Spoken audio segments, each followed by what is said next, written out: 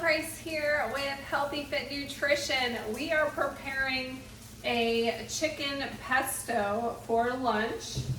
I've got my ingredients all ready. This is relatively easy to make. I like chicken breast because it is a leaner chicken than a chicken thigh, but sometimes it can cook and be kind of stringy. So I like to tenderize the meat. So I have it on a cutting board.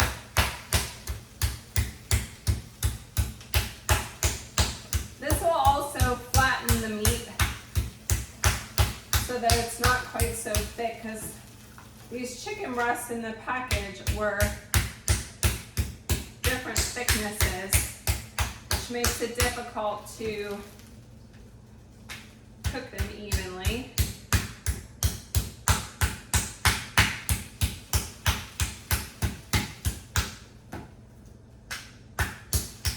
So I'm tenderizing them on both sides. I've already got my water boiling or on the stove getting ready to boil for my noodles.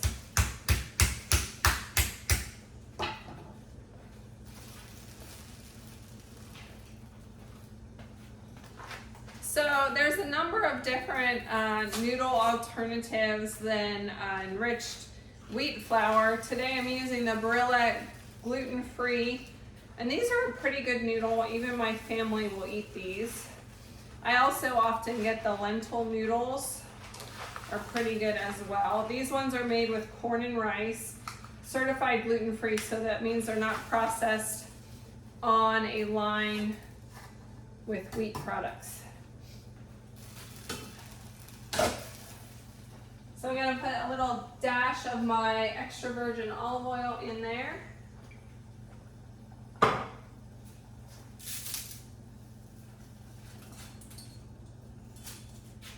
Break my noodles in half. I don't like super long noodles, but you can keep them all one length if you'd like as well. I'm gonna cook the entire box so we have leftovers.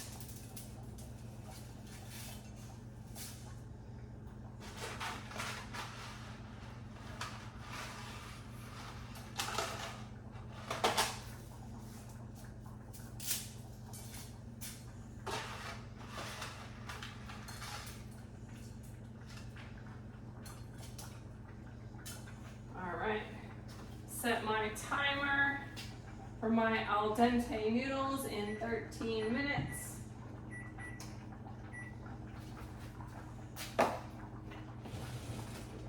After you put your noodles in the water, it's always a good idea to go ahead and stir them up so they don't get clumped.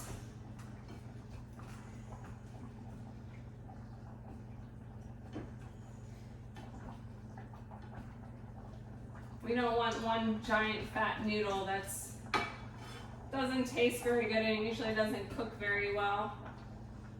All right.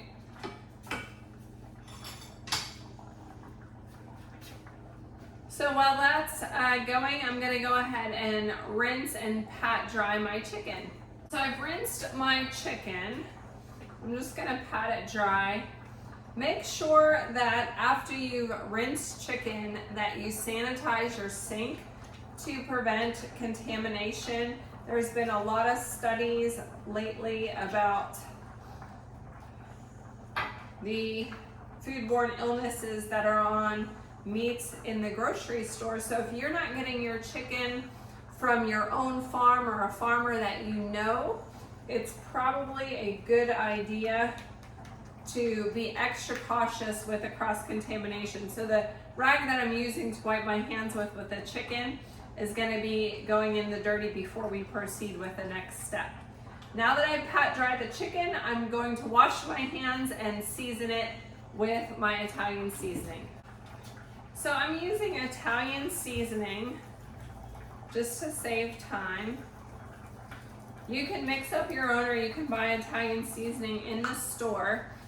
Or you can just put the Italian seasoning together on the fly. This just says spices on it, but what I would normally put on the chicken would be oregano, rosemary, a little bit of thyme, garlic, salt, onion powder, maybe some pepper. I don't think this one has pepper in it, so I'm going to go ahead and add the pepper.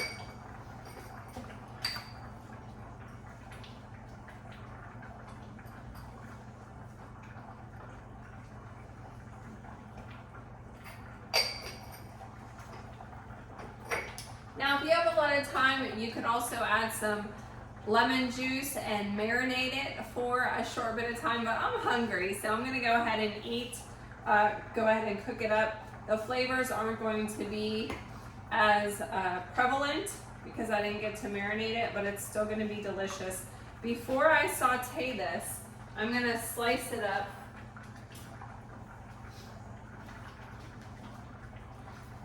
One, so it cooks faster, and two, so I don't have to do it later.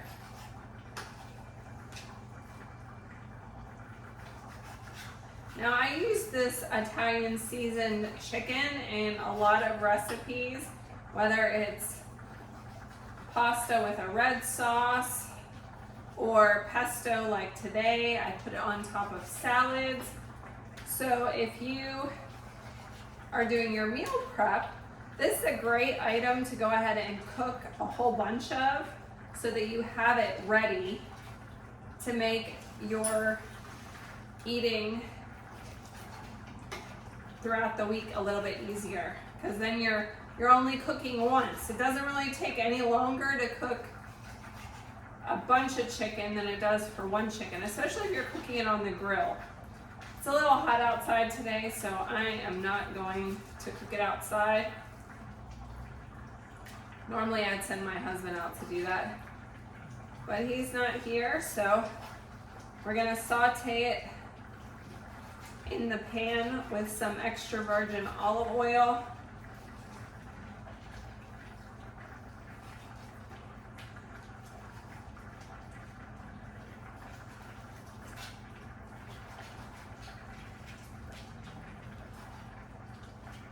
So as you slice it, this is a good opportunity if there's any cartilage or anything that you need to remove fat from your slices of meat, your meat cut, you can do that while you're cutting it so that you don't have to do it while you're eating. This is going to be so good. I'm going to go ahead and turn on my pan. We'll let that heat up for a minute before we saute our chicken. Our pan is heated, so I'm going to go ahead and take my chicken from my cutting board,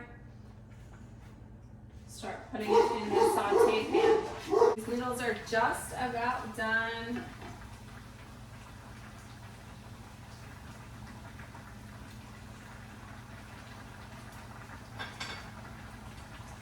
I always like to test a noodle. That's perfect. A little bit shy of the timer. I'm going to go ahead and drain these. The chicken is starting to brown.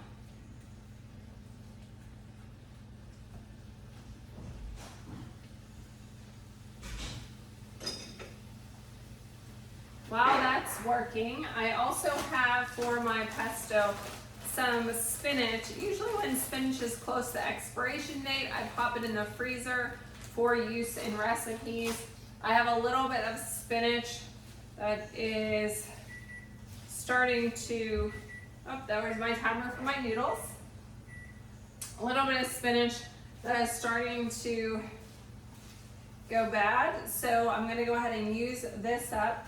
I also have some cherry or grape tomatoes. You can use any kind of tomato.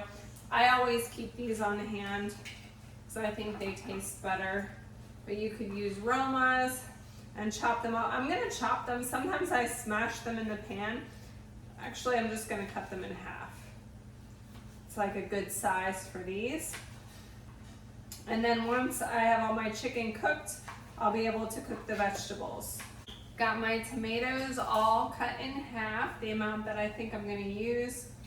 I love this Pampered Chef tomato knife. It makes cutting through the tomato skin so nice without squishing the tomato. The spinach, I'm just going to wilt it like this, and it will shrivel up. The frozen spinach, however much that I decide to use, it crumbles beautifully once it's frozen. So I'll just take a handful of that and it will blend in really nice with the pesto on the noodles. So I'm going to transfer my cooked chicken into a bowl so I can use the same pan to cook my vegetables.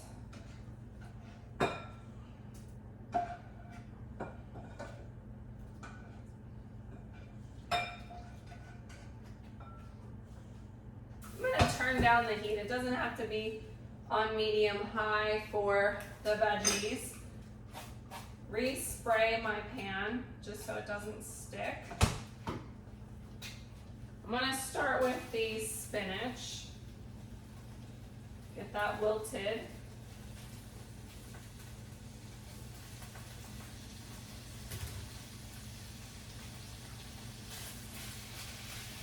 Spinach, you can use a lot in your pasta recipes because it will literally shrivel and go down in size by like 4 or 10 times. So that may have seemed like a lot of spinach, but I'm definitely going to use some of this as well. Do you remember that big bowl of spinach that we put into the pan? This is what it's been reduced to. So people always ask me, how much of stuff should I use? How much spinach are you using? How much chicken? Well, for the most part, for something like this, I'm just gonna eyeball it. So it depends on how many people that you have eating the item. Now that we've incorporated the spinach, we're gonna go ahead and add tomatoes to soften and warm them up. They don't need to be cooked all that long. And once they are cooked, we're going to add the chicken back into the pan. So again, with vegetables, you can always incorporate more. Eyeball it. Generally speaking, each person should have at least 1 cup of vegetables in their dinner meal and should have 1 chicken breast for themselves. 25 grams of protein per person, unless they're a child, not a man boy like a teenager like I have, but a smaller child may be able to have a little bit less. But it's a judgment. You can eyeball it and see what you have, sometimes incorporating more or less depending on what's in your refrigerator. All right.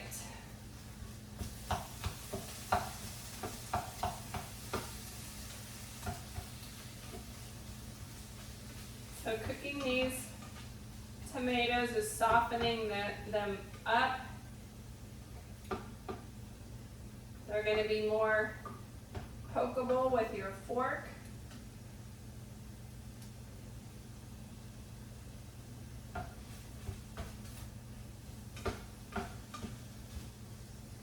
Going to add the chicken back in.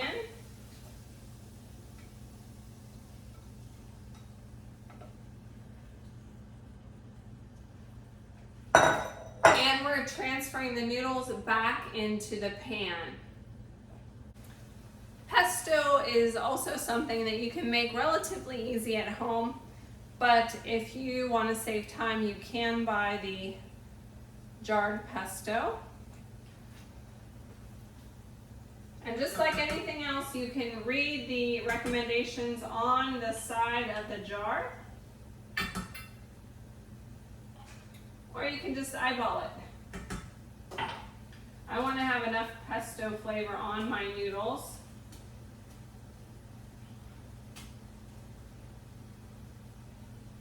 So that you can really taste it.